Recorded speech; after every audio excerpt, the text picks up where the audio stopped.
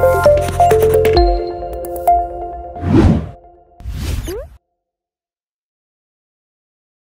saya Kak Wira akan melanjutkan dari part 1 tadi. Nah, kita lihat di sekarang kurva permintaan pasar oligopoli. Nah, dia kurvanya cukup unik karena dia kurvanya patah, King Demand Curve. Nah, ini terjadi karena kekakuan harga tadi.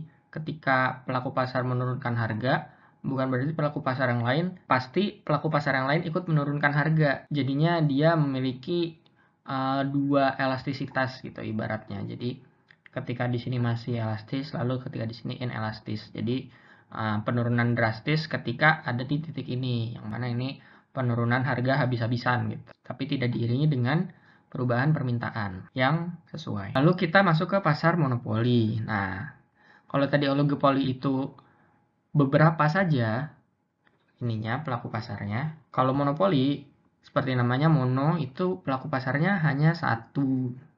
Nah, jenis barangnya unik dan tidak ada substitusinya. Makanya dia cuma satu-satunya pelaku di pasar. Jadi tidak ada barang lain dan tidak ada barang yang bisa menggantikannya. Nah, kemampuan menetapkan harga karena perusahaan di pasar cuma satu, maka sangat besar atau bisa dibilang sebagai price maker. Jadi dia pembuat harganya. Lalu hambatan masuk dan keluar sangat besar atau bahkan hampir tidak mungkin untuk masuk gitu.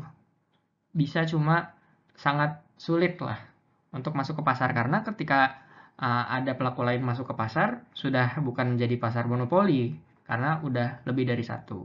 Lalu syarat keseimbangannya sama dengan yang lain, MR sama dengan MC, di mana D sama dengan AR dan P sama lebih besar daripada MC. Nah, ini bedanya di sini P sama lebih besar daripada MC untuk jangka panjangnya atau long run-nya. Ketergantungan dengan pelaku lain tidak ada karena dia cuma sendiri. Keseimbangan jangka pendeknya bisa memperoleh laba normal, laba supernormal, laba normal, dan rugi minimum. Keseimbangan jangka panjangnya bisa memperoleh laba supernormal. Balik lagi, semakin banyak pelaku di pasar, maka semakin kecil keuntungan yang bisa didapat. Sebaliknya, semakin sedikit, semakin besar. Nah, ketika cuma satu, maka keuntungan yang didapat bisa besar. Gitu. Persaingan harga tidak ada karena tidak ada persaingan. Lalu, contohnya seperti PT KAI dan PT PLN. Nah, ini kan komoditas yang dikuasai oleh pemerintah, hanya pemerintah saja yang berada di pasar tersebut, tidak ada pelaku pasar yang lain. Nah, makanya dikatakan barangnya unik dan tidak ada substitusinya. Lalu kurva permintaan pasar monopoli. Nah, ini seperti ini ya, kurva permintaannya dia inelastis, jadi lebih tidak landai, curam, lebih curam. Nah, terus bedanya itu di sini, kurva permintaan perusahaan adalah kurva permintaan pasar. Nah, karena dia cuma satu, maka kurva permintaan pasar juga merupakan kurva permintaan dari si perusahaan. Karena ya pasarnya cuma perusahaan itu aja. Gitu. Lalu kita lanjut ke teori produksi. Kita berbicara mengenai produksi satu variabel. Produksi satu variabel kita berbicara tentang total produk atau produksi total, TP disingkat. Dipengaruhi oleh jumlah tenaga kerja dengan hubungan sebagai berikut. Nah, ini fungsinya TP sama dengan Q sama dengan fungsi dari L, di mana TP itu total produk, Q itu kuantitas, dan L tenaga kerja. Nah, lalu ada yang namanya law of diminishing return. Penambahan faktor produksi yang terus-menerus akan mengakibatkan turunnya jumlah produksi. Nah, logikanya kan kalau misalnya kita menambah input, maka output itu juga harusnya bertambah. Nah, tapi di titik tertentu tidak seperti itu. Bisa jadi ketika input ditambah, maka outputnya malah menurun. Kayak misalnya ketika suatu pekerjaan itu bisa dikerjakan oleh 2 orang, dan ketika dikerjakan 3 orang lebih cepat. Ketika dikerjakan 4 orang itu pekerjaannya bisa selesai lebih cepat. Tapi ketika dikerjakan 100 orang gitu, maka bisa jadi pekerjaannya malah lebih lambat karena akan ribet sendiri gitu kebanyakan orang gitu ya. Lalu ini kurva produksi. Nah, ini ada total produk TP, lalu ada MP marginal product, ada AP average product. Nah, di kurva ini terdapat 3 tahapan, tahap 1, tahap 2, tahap 3 yang akan dijelaskan di slide selanjutnya. Nah, ini merupakan 3 tahap produksi. Tahap pertama, marginal product, itu positif dan nilainya terus meningkat. Perusahaan terus menambah tenaga kerja sampai titik AP maksimum, yang tadi ya, ketika masih naik kurva MP-nya. Lalu tahap kedua, ketika AP mencapai maksimum dan MP mengalami penurunan. Nah, perusahaan mengalami law of diminishing return yang tadi, penurunan jumlah output seiring dengan penambahan input. Tapi perusahaan belum berhenti menambah tenaga kerja sampai MP sama dengan 0. Kenapa? Karena total produknya itu masih naik, jadi total produknya belum maksimum. Lalu tahap 3 setelah MP sama dengan 0, maka TP maksimum dan perusahaan berhenti merekrut tenaga kerja. Nah, itu baru total produknya setelah maksimum itu akan turun, makanya perusahaan tidak menambah tenaga kerja lagi. Lalu ada produksi dua variabel. Nah, produksi dua variabel kita berbicara tentang kurva Isoquan yang pertama. Menunjukkan berbagai macam kombinasi penggunaan faktor produksi, yaitu kapital dan labor, yang menunjukkan tingkat output yang sama. Biasanya hanya menggunakan dua faktor produksi, yaitu kapital atau modal, dan juga labor atau tenaga kerja. Nah, asumsinya semakin kurva Isoquan ke kanan, maka produksi semakin tinggi. Kurva Isoquan menurun dari kiri atas ke kanan bawah dan cembung. Kurva Isoquan tidak saling berpotongan. Nah, ini fungsi produksinya.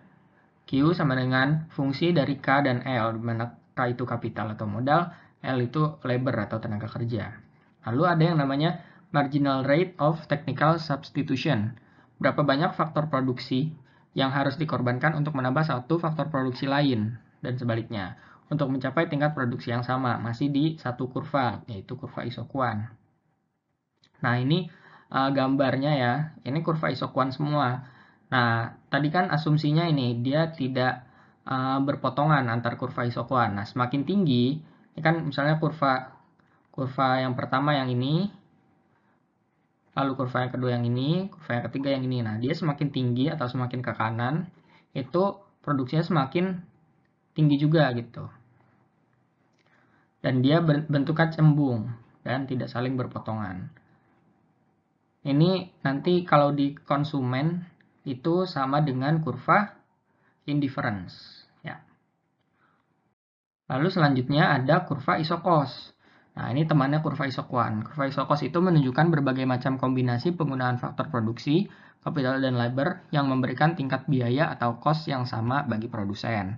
Nah, kurva isokos akan berotasi jika terdapat perubahan harga faktor produksi dan akan bergeser jika ada peningkatan anggaran. Nah, ini kurva isokosnya. Ya, misalkan ini di sumbu ini merupakan kapital, sumbu X-nya merupakan labor atau tenaga kerja. Nah, anggaran yang kita punya misalkan X. Nah, di anggaran itu kita bisa mendapatkan kapital sebanyak ini dan labor itu 0. Kan ini kapitalnya semua ya, digunakan untuk kapital semua. Dan kalau di titik ini L digunakan untuk labor semua. Nah, di garis ini merupakan kombinasi di antara keduanya yang memiliki biaya yang sama, tingkat biaya yang sama.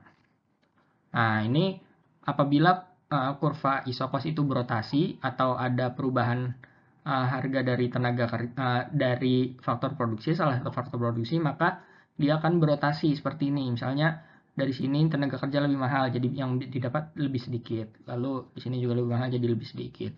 Sedangkan apabila ada peningkatan anggaran, dia bergeser. Karena dua-duanya itu bisa nambah gitu. Modalnya bisa nambah, tenaga kerjanya bisa nambah. Jadinya dia bergeser. Lalu, keseimbangan produsen terjadi ketika kurva Isoquan bersinggungan dengan kurva Isokos, yang berarti produsen telah mengalokasikan seluruh anggaran produksi untuk berproduksi. Nah, ini hubungannya antara kurva Isokos dan Isoquan. Ketika kurva Isoquan dan Isokos itu bersinggungan, berarti dia terjadi yang namanya keseimbangan produsen. Jadi kan Isokos itu biaya, Isoquan itu kuantitas. Nah, kuantitasnya, jumlah kuantitasnya dihubungkan dengan jumlah biayanya. Gitu. Lalu ada yang namanya increasing return to scale, peningkatan 1% input menambah output lebih dari 1%. Lalu ada constant return to scale itu tepat 1%, dan juga ada decreasing return to scale itu kurang dari 1%. Lalu ada economies of scale, penurunan biaya rata-rata jangka panjang akibat peningkatan output yang dihasilkan. Misalnya ketika kita memproduksi 100 produk sama 1000 produk, itu biaya per produknya itu bisa jadi lebih murah yang 1000 produk itu, lebih banyak. Bahkan kalau kita beli pun kayak gitu kan. Nah, ini keseimbangan produsen kayak gini. Nah, ini kurva ISO cost-nya. Ini kurva ISO Quant-nya. Ketika dia bersinggungan, nah ini berarti sudah maksimum anggaran yang dialokasikan gitu. Nah, produsen telah mengalokasikan seluruh anggaran produksi untuk berproduksi. Kalau misalnya dia kurva ISO Quant-nya masih di bawah kurva ISO cost, maka masih bisa berproduksi lagi gitu.